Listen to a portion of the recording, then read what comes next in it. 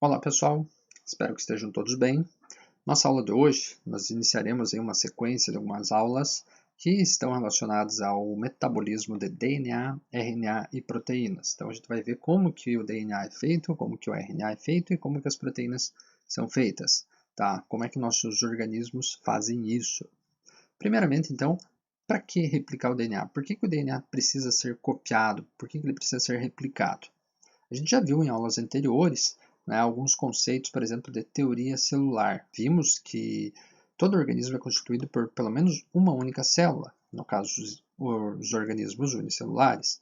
No nosso caso, multicelulares, somos constituídos por muitas células, mas que, né, um dos fatores que a gente utiliza para considerar um organismo como um ser vivo é ter a presença então de células. E sabemos já, porque já estudamos aí divisão celular, ciclo celular, que uma célula surge a partir de uma célula pré-existente, certo? Então todas as células que vocês percebem, que vocês veem aí no ambiente, veem em vocês, surgiram a partir de uma célula que já estava ali antes. No nosso caso, né, nossa primeira célula foi o zigoto, resultado da fecundação entre o espermatozoide e o óvulo. O espermatozoide do teu pai, o óvulo da tua mãe, se fundiram, né, deram origem então ao zigoto, que foi a tua primeira célula. Essa célula foi sofrendo divisão celular, né, desenvolveu-se então um embrião, né, onde temos aí os tecidos, os folhetos germinativos que deram origem a todos os teus tecidos. Esses tecidos, por sua vez, se organizam em órgãos, esses órgãos fazem parte de um sistema e esses sistemas, junto com outros sistemas, formam o teu organismo. Tá? Então, isso é um padrão aí de organização biológica, dos níveis aí de organização.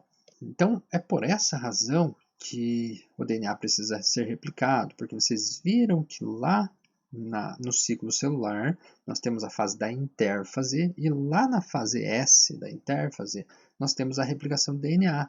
Então, a primeira coisa que uma célula precisa, né, estruturar, que ela precisa garantir antes de se dividir, é a replicação do seu DNA, ou seja, fazer com que as suas células filhas tenham, então, cópias do seu DNA, para isso ser passado adiante, para elas terem condições, terem as ferramentas genéticas necessárias para a construção de si próprias. Então, as células precisam do material genético para poderem funcionar, para poderem viver, para poderem se dividir, certo? Beleza. Aí, como é que é a estrutura do DNA? Só relembrando isso aqui, é a matéria que vocês já viram, né? Então, o DNA vocês já sabem, é a molécula então, que armazena as informações genéticas, nossas informações hereditárias, aquelas informações que nós recebemos dos nossos pais e passaremos para nossos filhos, certo? Então, temos lá nossas células, os cromossomos, e esses cromossomos são então constituídos por DNA e proteínas, ok? Beleza. O DNA, por sua vez, é constituído por uma dupla fita, né, uma cadeia aí de nucleotídeos que se organiza em uma espiral. Esses nucleotídeos vão ter bases nitrogenadas, aí citosina, guanina, adenina e timina, aonde a adenina pluga com a timina e a citosina com a guanina, ou seja, elas são complementares. Então, se numa fita aqui você tiver adenina de um lado, do outro lado vai ser timina. E essa é uma das razões pela qual o DNA é uma boa molécula para guardar informações. O RNA, né, ele é uma fita simples, então se você perder parte da informação aqui, você não recupera mais. O DNA, como ele é fita dupla e complementar, se você perde aqui um filamentozinho, né, de uma das cadeias, de uma das fitas, né, a outra serve de molde para você replicar, então remendar isso aqui. Então é mais seguro guardar a informação na forma de DNA. Beleza? Se olharmos isso mais de perto, vamos ver aqui como que é a estrutura dos nucleotídeos, né? Então, você tem um fosfato ligado aqui a uma desoxirribose ligado à base nitrogenada. Isso é um nucleotídeo, fosfato, açúcar, base nitrogenada, certo? E ó, percebam que a cadeia complementar aqui, ó, temos adenina, sempre complementar a timina, citosina, sempre a guanina. Então, sempre que tiver timina de um lado, vai ter adenina do outro. Sempre que tiver guanina de um lado, vai ter citosina do outro. E notem que a ligação entre essas duas fitas ela é feita por pontes de hidrogênio, ligações de hidrogênio, que são interações de certa forma fracas, mas ao longo de toda a fita do DNA você vai ter um monte dessas ligações e isso acaba então mantendo então a coesão aí do próprio DNA. Mas é interessante vocês perceberem desde já que entre adenina e timina, nós temos 2 pontes de hidrogênio, e entre citosina e guanina, 3. Então, regiões que vão ter mais citosina e guanina, né, elas vão ser regiões mais difíceis desse DNA abrir. Regiões que vão ser mais ricas em adenina e timina vão ser, então, regiões mais fáceis, então, da gente conseguir fazer uma abertura desse DNA para replicação, por exemplo. Beleza. Agora, né, com relação aos principais conceitos da replicação, né, vocês precisam saber que a replicação ela é semi-conservativa. O que quer dizer isso? Então, assim, ó, isso aqui eram os modelos então propostos aí na década de 50 sobre a replicação do DNA. Como que o DNA era replicado? Eles não sabiam ainda se tinha lá o DNA, esse DNA servia inteiro de modo para um novo DNA, aí dividia a célula, você tinha lá uma célula com o DNA velho e uma célula com o DNA novo. Tá? Isso era chamado de replicação conservativa, essa ideia. Ou se esse DNA, então, ele era fragmentado, então era meio a meio, mas assim, pedaços do DNA novo e pedaços do velho. Né? Então aqui é o velho, novo, para os dois lados, então 50-50, né? E só que de forma meio que aleatória, de uma forma dispersiva. Então essa aqui era a forma de pensamento da replicação dispersiva.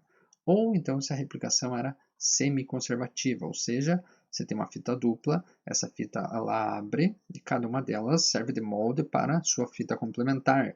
Dessa forma, uma célula nova vai ter metade do DNA velho e metade do novo, mas de forma complementar uma à outra. Como está aqui na ilustração, né? Vejo que o azul é o DNA antigo e o vermelho é o que foi sintetizado.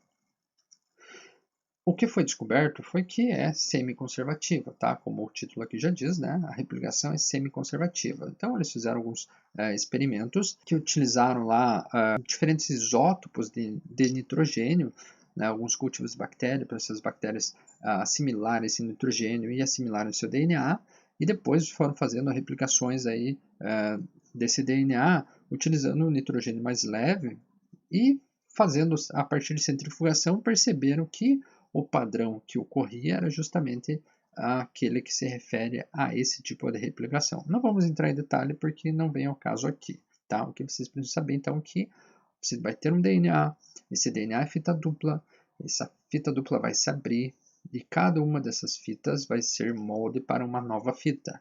Então cada DNA que for replicado vai manter então uma fita antiga e uma fita nova. Ok, então assim, a replicação ela não surge, ela não começa lá na pontinha do DNA e vai até o final. Ela não é assim que o negócio funciona. Você tem alguns pontos específicos de origem das replicações, tá? Então ela tem a origem de replicação, tá? Nós temos algumas regiões, como eu falei agora há pouco ali para vocês, que são principalmente ricas em sequências de adenina e timina, então são os pontos mais fáceis desse DNA abrir para iniciar a replicação, e a gente chama então de origem de replicação. Vão ter outras sequências aí de DNA que favorecerão a montagem do complexo de replicação também. E outra coisa é que a replicação ela é bidirecional, ou seja, ela acontece para os dois lados. Então, veja aqui ó, esse exemplo. Isso aqui é em procarioto, no caso, uma bactéria. Você tem lá o DNA, o cromossomo circular. Tá? Então, se o cromossomo é circular, a dupla fita, aí você teve a origem da replicação. Ó. Percebam que você tem uma forquilha de replicação, que a gente chama a forquilha para o lado que a replicação está ocorrendo. Você tem duas, uma para cada lado, e elas vão indo até que se encontram e você tem todo o DNA replicado. Nos procariotos, então, geralmente vai ter uma origem de replicação nesses cromossomos. Tá? Então, vai começar lá, vai replicar tudo, depois vai separar. Beleza. No caso dos eucariotos, até porque tem um DNA muito maior, bastante cromossomo, como nossos cromossomos eles vão ter lá um início e um fim, né? Pensa que é uma molécula dupla aqui do DNA, no caso, né? A dupla cadeia do DNA, um cromossomo, você vai ter então vários pontos de replicação, várias origens de replicação. E como ela é bidirecional, você vai cada vez indo para um lado para o outro. Se chegou no final, beleza. Se chegou na outra, beleza, replicou tudo. Por que isso? Para que a replicação ocorra de forma mais rápida. Se você tem lá um filamento gigantesco de DNA, vai ter um único ponto de origem de replicação, né? Se ela é próxima a uma extremidade, que a forquilha chegou até aqui, terminou. Agora aqui vai ter que ir até lá no final, demora muito. E como Você pega, por exemplo, principalmente células embrionárias, que a replicação, a divisão celular tem que ser rápida, rápida, rápida para o desenvolvimento desse embrião, você tem que ter uma replicação de DNA rápida. E não só rápida, mas também eficiente, que não acumule erros, que corrige esses erros. E nós temos mecanismos de correção desses erros também. Aí, outra situação é que a replicação do DNA, ela necessita de muitas enzimas e muitos fatores proteicos. Tá? Então, assim, percebo que nós temos uma origem de replicação, você tem um monte de proteínas, um monte de fatores proteicos, um monte de enzima envolvido. Isso aqui já é uma replicação do DNA. Né? Nós temos aí um complexo de replicação, né? Bastante interessante de se observar, mas meio complexo de entender no início. Ó, essa aqui, por exemplo, seria uma polimerase, então perceba quantos domínios ela tem, quantas subunidades ela tem. Então, não é uma coisa simples, mas nós vamos ver de uma forma mais simples isso para podermos entender como é que isso funciona. Então, com relação à replicação propriamente dita, então vocês precisam saber que ela ocorre em 3 estágios principais. Primeiro, iniciação. Segundo, alongamento. Terceiro, terminação. Então, a iniciação é justamente o início do processo lá nas origens de replicação.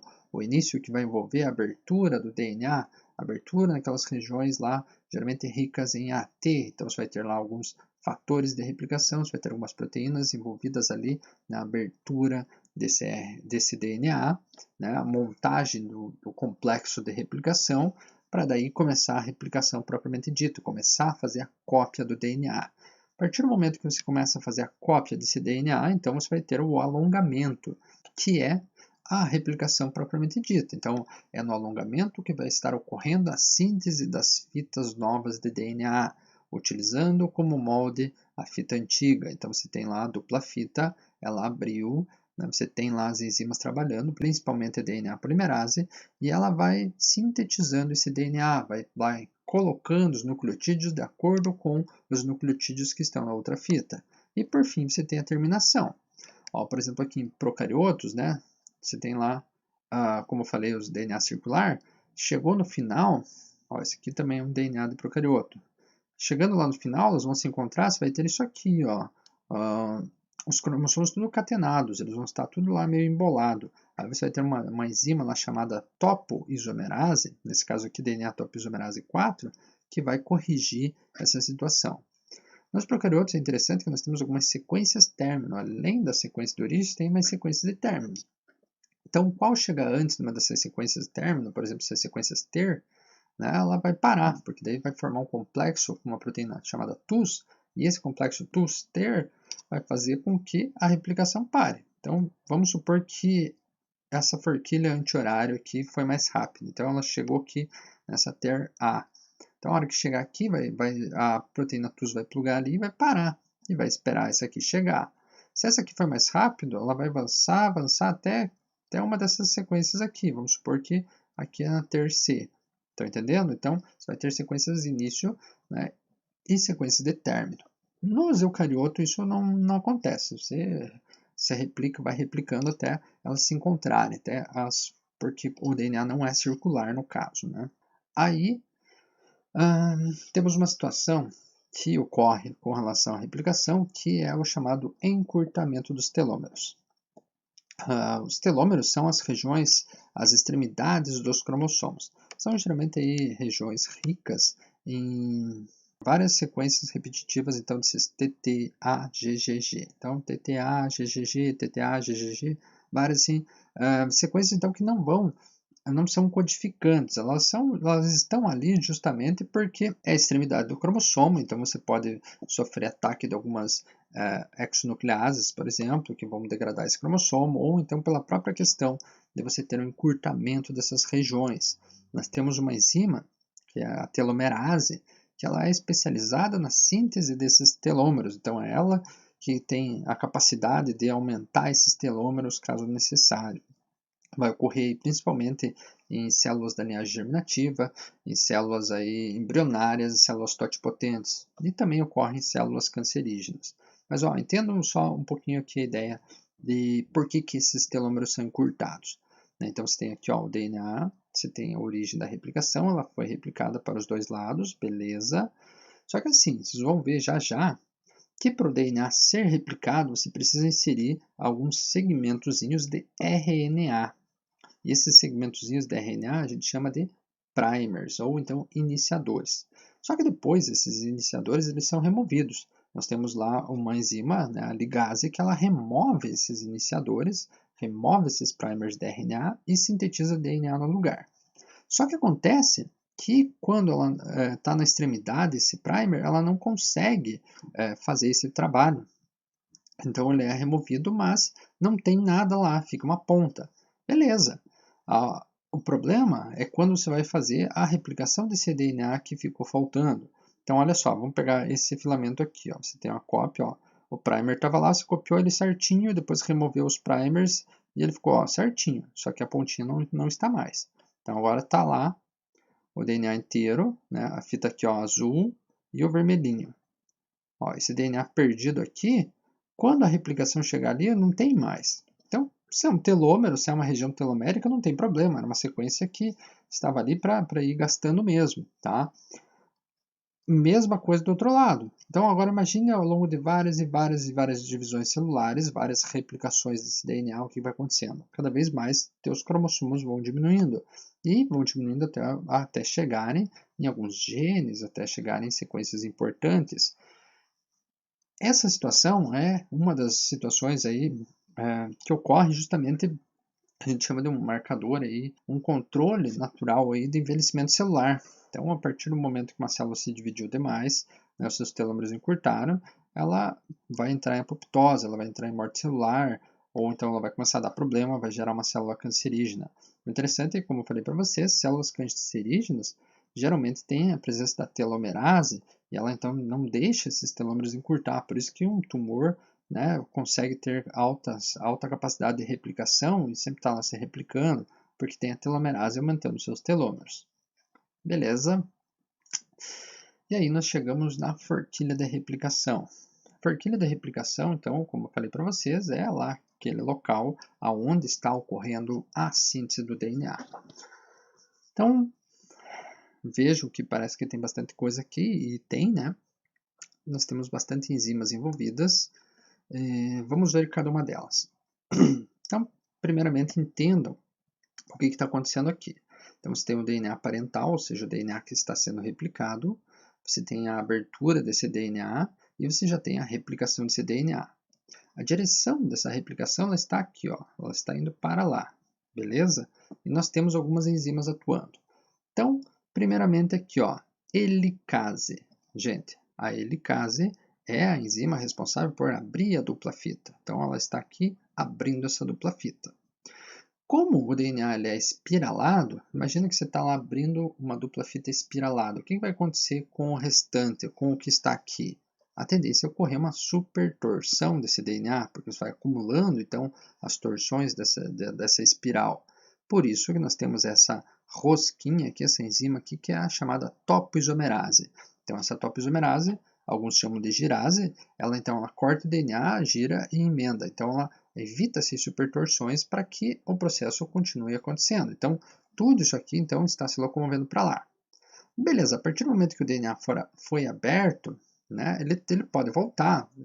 Isso aqui, como a gente viu anteriormente, temos ali as ligações de hidrogênio. Né, então, o que a helicase está fazendo? Ela está então abrindo essas ligações de hidrogênio. Mas se esses nucleotídeos aqui, essas bases nitrogenadas ficarem expostas, né, elas podem se plugar novamente, inclusive pode formar grampos entre elas. Então, se tiver aqui uma sequência, por exemplo, de adenina, aí aqui uma sequência de timina, isso aqui ficar de bobeira, ela pode formar um grampo de fita simples mesmo. Estão entendendo como? Por isso que nós temos as proteínas SSB. Então, no que a helicase abre, né, já teremos algumas proteínas que se ligam em fita simples para evitar então, a formação desses grampos, para evitar a ligação desse DNA aqui com outro DNA, com outros nucleotídeos. Beleza. Aí a próxima enzima que entra no processo é a primase. A primase é a enzima que vai inserir os primers. Os primers são os iniciadores, que são pequenas sequências de RNA. Então aqui, ó, percebam que aqui, ó, nós temos aqui um filamentozinho aqui, aqui só tem 3 nucleotídeos no caso, mas ele está azulzinho enquanto o resto está verde. Então isso aqui seria um primer que foi inserido pela primase. Então a primase colocou aqui, por exemplo, mas daí como isso aqui foi se deslocando, já está lá. Por que precisa de primers? Ó, aqui nós temos outro.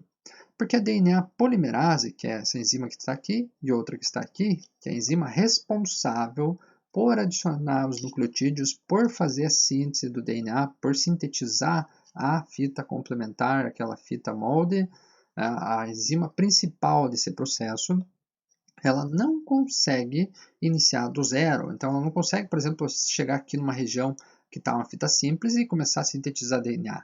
Ela não consegue. Ela vai ser montada sobre uma sequenciazinha que já vai estar lá, que vai ser, no caso, do primer. Então, você vai precisar de um primerzinho, você vai ter que ter lá uma regiãozinha lá já plugada, né, pequeno número de bases, para essa polimerase então conseguir avançar, para ela conseguir começar o processo e aí poder avançar. Tá, agora como é que essa polimerase faz? Como a gente já viu, como vocês já sabem, então o DNA ele é constituído por essas duas fitas e elas são complementares. Então vamos supor que aqui, ó, esse rosinha aqui seja uma adenina. Então, se o rosinha é uma adenina, o amarelinho é a timina. Então, a polimerase que ela não estiver passando aqui, ela vai ver, opa, tem uma adenina, então ela vai colocar uma timina. Se ela vê uma citosina, vai colocar uma guanina. Se ela vê uma guanina, né, que é o azul escuro nesse caso aqui, vai colocar a citosina. Então, sempre que ela chegar ali no momento da replicação e perceber um nucleotídeo, ela vai ver o que vai se encaixar ali. Se é uma adenina, vai por timina. Se é timina, vai por adenina. Se é citosina, vai por guanina. Se é guanina, vai por citosina, certo? Então, sempre é ATCG. Adenina com timina, citosina com guanina. Ok? Beleza. Agora percebam que ó, nós temos aqui ó, fita atrasada ou descontínua, fita líder, que é contínua. A fita líder é aquela que ocorre, então, a síntese, né, no mesmo sentido da forquilha. Então, a síntese ela sempre vai ocorrer no sentido 5 linhas para 3 linhas. Então, olha esse filamento aqui. Ó. Você tem 5 linhas e a síntese ela está sintetizando, né, no sentido 3 linhas. Aqui a mesma coisa, começou com 5 linhas e está indo para 3 linhas. Para que a replicação ocorra, ela tem que ser nessa direção pela questão lá justamente da liberação daqueles fosfatos. Ó. Então, ó, olha só, nós temos entre a extremidade 5 linha e a extremidade 3 linha. Olha só, isso aqui é um domínio aqui de uma DNA polimerase. Aqui nós temos a fita molde e ela já veio colocando, olha só. Então, tinha uma citosina, ela colocou guanina. Tinha adenina, colocou timina. Tinha guanina, colocou citosina. Aqui tem uma timina, ela já vai colocar uma adenina. Como é que ela coloca isso? Olha só, lá no sítio ativo dela, nós temos esses magnésios. Os magnésios que têm carga elétrica positiva, então vão atrair os fosfatos que têm carga elétrica negativa. É só a adenina que vai encaixar aqui direitinho. Pode ser que ela erre, tente colocar um outro nucleotídeo, mas aí ela vai ter um próprio mecanismo ali de percepção de que foi colocado no nucleotídeo errado e ela vai ter então a capacidade de remover esse nucleotídeo, né, vai ter uma ação de nuclease no caso e vai inserir o nucleotídeo certo. Gente, tem que ser nessa direção aqui, porque quando você chega com essa 5 linha para cá, para plugar no 3 linha, ou seja, para colocar esse fosfato aqui, ó, esse oxigênio vai ser ligado a esse fosfato, vai ocorrer a quebra disso aqui e vai ocorrer a liberação de energia para que isso aconteça. Então, a polimerase lê o DNA de 3 linha para 5 linha e sintetiza de 5 linha para 3 linha, tá? Então, o 5 e o 3, no caso, são o nome dos carbonos lá do açúcar, onde estão ligados, então, no caso, os fosfatos, ok? Beleza. Então, voltando aqui, se a replicação, então, ela está indo 5 linha, 3 linha no sentido da forquilha, então essa polimerase aqui está de boa, ela sempre vai estar acompanhando a forquilha, sempre vai estar seguindo junto. Agora, como uma fita é complementar à outra, 5 linha para 3 linha, na outra fita vai estar inverso. Então você vai ter que abrir um pouco esse DNA, colocar o primer, aí essa polimerase vai sintetizar, vai chegar até lá no outro primer, vai se descolar. Aí vai voltar, plugar ali e vai sintetizar. Então, aos poucos, vai tendo fragmentos desse DNA na fita atrasada. Esses fragmentos a gente chama de fragmentos de Okazaki, tá? Então, foi o Okazaki que descobriu, então deram o nome de fragmentos de Okazaki. Então, ficou lá os fragmentos de Okazaki e eles vão ser espaçados aí pelos primers de RNA. Aí, por fim, quando chegar lá no final dessa replicação, você vai ter lá uma fita, que vai ter lá um primer, por exemplo, lá no começo, vai ser toda sintetizada, e a outra cheia de fragmentos e cheio de RNA no meio, cheio de primers, cheio de iniciadores. Aí vai chegar a ligase, vai remover esses iniciadores e vai sintetizar DNA no lugar. Então, a ligase vai ligar um fragmento de Okazaki a outro, tá? Removendo os primers e colocando desoxirribonucleotídeos no lugares, ok? Então, basicamente é isso, né? Espero que vocês tenham entendido. Essa parte aqui, ela é, digamos, uma das partes mais complexas, mas é interessante que vocês então revisem, então vejam as funções de cada uma dessas enzimas aqui, como é que o processo ocorre, como cada uma delas está envolvida para que tudo isso aqui funcione direitinho. Então, por hoje era isso. Espero que vocês tenham entendido, espero que tenham curtido a aula, espero que fiquem bem e até a próxima.